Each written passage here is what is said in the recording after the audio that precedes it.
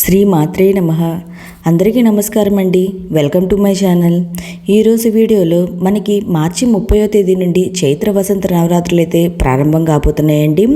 ఈ నవరాత్రులకు సంబంధించి చాలామందికి చాలా సందేహాలు అయితే ఉన్నాయండి. అవేంటో నేను ఇప్పుడు తెలియజేస్తాను. మనకి సంవత్సరానికి వచ్చే 4 నవరాత్రుల్లో చాలా ముఖ్యమైనవి చైత్ర మాసంలో వచ్చే వసంత నవరాత్రులు, ఇంకా శరన్నవరాత్రులు అండి. ఇప్పుడు మనకి చైత్ర వసంత నవరాత్రులు అయితే ప్రారంభం కాబోతున్నాయి. ఈ నవరాత్రులు మార్చి 30వ తేదీ నుండి ఉగాది నుండి ప్రారంభమయ్యి శ్రీరామ నవమి వరకు జరుగుతాయండి. వీటిని లలితాదేవి నవరాత్రులు అని కూడా అంటారు. వీటిని గర్భ నవరాత్రులు అని కూడా అంటారండి. ఎందుకంటే ఆ రామయ్య తండ్రి ఆ తల్లి గర్భంలో ఉన్న లాస్ట్ 9 రోజుల్ని మనం ఈ నవరాత్రులుగా జరుపుకుంటామండి. అయితే ఈ నవరాత్రుల్లో ఏ దేవుణ్ణి పూజించాలి అని చాలామందికి అయితే సందేహం అయితే ఉంటుంది. ఈ వసంత నవరాత్రుల్లో మనం లలిత అమ్మవారినైనా పూజ చేసుకోవచ్చు అండి, లేదా రాముల వారినైనా పూజ చేసుకోవచ్చు ఈ నవరాత్రుల్లో. ఇంకా లలిత అమ్మవారిని పూజ చేసుకునే వాళ్ళు పూజ ఎలా చేసుకోవాలో మన ఛానల్లో ఆల్రెడీ వీడియో ఉండండి. ఇంట్రెస్ట్ ఉంటే ఒకసారి చూడండి. ఒకవేళ లలిత అమ్మవారి ఫోటో లేకపోతే ఎవరిని పూజించాలి అంటే మన అమ్మవారి స్వరూపాలైన లక్ష్మీ అమ్మవారినైనా పూజించుకోవచ్చు, లేదా సరస్వతీదేవినైనా పూజించుకోవచ్చు అండి, ఇంకా దుర్గాదేవినైనా పూజించుకోవచ్చు. మీ దగ్గర ఏ అమ్మవారు ఉంటే ఆ అమ్మవారిని పూజ అయితే చేసుకోవచ్చండి. ఇంకా వసంత నవరాత్రుల్లో పూజ చేసుకునే వాళ్ళు రోజు తలస్నానం చేయాలా అంటే అవసరం లేదండి. ఫస్ట్ రోజు తలస్నానం ఆచరించి ఉద్వాసన రోజు తలస్నానం ఆచరిస్తే సరిపోతుంది. ఒకవేళ మీ ఆరోగ్యం సరిగా అనిపించకపోతే ఇలా చేయండి. ఒకవేళ మంచిగా వసంత నవరాత్రుల పూజ ఉదయం చేసుకోవాలా లేదా సాయంత్రం చేసుకోవాలా అనే సందేహం అయితే ఉంటుందండి. కుదిరితే మీరు ఉదయం సాయంత్రం 2 పూటలా చేసుకోండి, మంచిది. ఒకవేళ కుదరని వాళ్ళు ఉదయం అయినా పూజ చేసుకోండి, లేదా సాయంత్రం అయినా పూజ చేసుకోండి. ఇంకా ఈ నవరాత్రులు అంటే మనం కలశం అఖండ దీపం పెట్టుకొని పూజ చేసుకోవాలా అండి అంటే మీకు ఆనవాయితీ ఉంటే కలశం పెట్టుకొని ఆనవాయితీ, అఖండ దీపం పెట్టుకునే ఆనవాయితీ ఉంటే పెట్టుకొని చేసుకోండి. ఒకవేళ ఆనవాయితీ లేని వాళ్ళు నార్మల్గా కలశం అఖండ దీపం లేకుండా పూజ అయితే చేసుకోండి.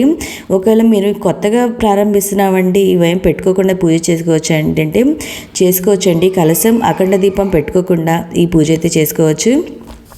వసంత నవరాత్రుల పూజలో ఏదైనా ఆటంకం కలిగితే ఏం చేయాలి అంటే మన ఆడవారికి మనకు పీరియడ్స్ అయ్యి వచ్చి ఆటంకాలు అయితే వస్తాయి కాబట్టి మన ఇంట్లో ఉన్న వాళ్ళ చేతైనా మనం ఈ నవరాత్రులు అయితే కంటిన్యూ చేయొచ్చండి. ఒకవేళ మీకు ముందే పీరియడ్స్లో ఉంటే ఆ టైము అయిపోయిన తర్వాత అమ్మవారికి నవరాత్రులు పూజ చేసుకోవడం ప్రారంభించండి. ఇంకా ఏటి సూతకంలో అశౌచకంలో ఉన్నవారు వసంత నవరాత్రులు పూజ చేసుకోవచ్చా అంటే చేయకూడదండి. గర్భిణీ స్త్రీలు వసంత నవరాత్రులు పూజ చేసుకోవచ్చా అంటే 5 నెలల లోపైతే చేసుకోండి, 5 నెలల తర్వాత అయితే చేసుకోవద్దండి. వాళ్ళు చక్కగా లలిత సహస్రనామం పారాయణం అయితే చేసుకోండి. వసంత నవరాత్రుల పూజని ఎవరెవరు చేసుకోవచ్చు? ఎవరైనా చేసుకోవచ్చు అండి. వసంత నవరాత్రుల పూజని చిన్నపిల్లలు చేసుకోవచ్చు, పెద్దవాళ్ళు చేసుకోవచ్చు, మగవారు చేసుకోవచ్చు, ఎవరైనా చేసుకోవచ్చండి. ఇంకా ఈ నవరాత్రుల పూజని ఏ సమయంలో చేసుకోవాలంటే కుదిరితే బ్రహ్మముహూర్తంలో చేసుకోండి, చాలా మంచిది. లేకపోతే ఉదయం 10 గంటల లోపైతే ఉదయం చేసుకునే వాళ్ళు చేసుకోండి. ఒకవేళ సాయంత్రం పూజ చేసుకునే వాళ్ళండి సాయంత్రం సూర్యాస్తమయం తర్వాత పూజ అయితే చేసుకోండి. ఈ వసంత నవరాత్రుల పూజని 9 రోజులు తప్పనిసరిగా చేయాలంటే చేస్తే మంచిదండి. ఒకవేళ మీకు కుదరలేదు అనుకునే వాళ్ళు 3 రోజులైనా చేసుకోండి, లేదా 5 రోజులైనా చేసుకోండి, చివరి 3 రోజులైనా చేసుకోండి, చాలా మంచిది. చివరి 3 రోజులు ఇంకా చాలా ముఖ్యమైనవండి. ఇంకా వసంత నవరాత్రులు పూజ చేసుకునే వాళ్ళు ఉపవాసం ఉండాలా అంటే అవసరం లేదండి. మనం ఉదయం పూజ చేసుకునే వాళ్ళు ఆ పూజ అయ్యేంత వరకు ఉపవాసం ఉంటే సరిపోద్దండి. ఒకవేళ సాయంత్రం పూజ చేసుకునే వాళ్ళు సాయంత్రం పూజ అయ్యేదాకా ఏదో ఒక పళ్ళు పాలు తీసుకొని ఆ పూజ చేసుకుంటే సరిపోద్ది. ఇంకా ప్రతిరోజు అమ్మవారికి ప్రత్యేకంగా నైవేద్యం అనేది చేయాలి, మాకు కుదరదు అనుకునే వాళ్ళు ప్రతిరోజు చేయనవసరం లేదండి. కుదిరితే ప్రతిరోజు ఏదో ఒక నైవేద్యం చేసి అమ్మవారికి సమర్పించండి. కుదరని వాళ్ళు నైవేద్యంగా బెల్లాన్ని సమర్పించండి.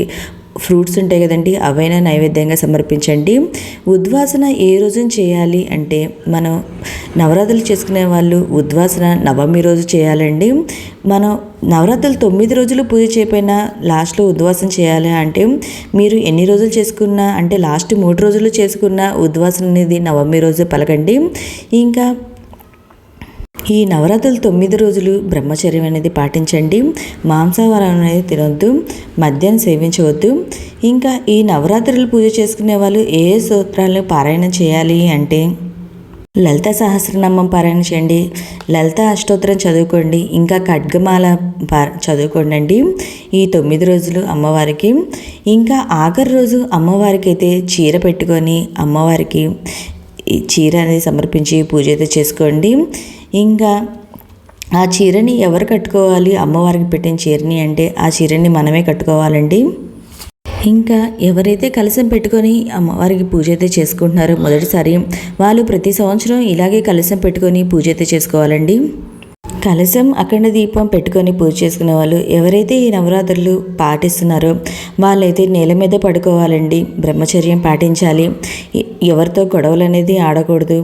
అమ్మవారి తలుచుకుంటా లలిత సహస్రనామం పారాయణం చేస్తా ఆ రోజైతే గడపాలండి ఈ నవరాత్రులు 9 రోజులు. మీకు ఇవేమి చదవడం రాని వాళ్ళైతే శ్రీ మాత్రే నమః అనుకుంటా అయినా మనం కుదిరితే అన్నిసార్లు అమ్మవారిని తలుచుకుంటే అంత మంచిదండి ఈ నవరాత్రుల్లో. ఓకే అండి, మీకు ఈ నవరాత్రులకు సంబంధించి ఇంకా ఏమైనా సందేహాలు ఉంటే నా కామెంట్ బాక్స్లో కామెంట్ పెట్టండి, ప్రతి ఒక్కరికి రిప్లై అనేది ఇస్తాను. Thank you for watching.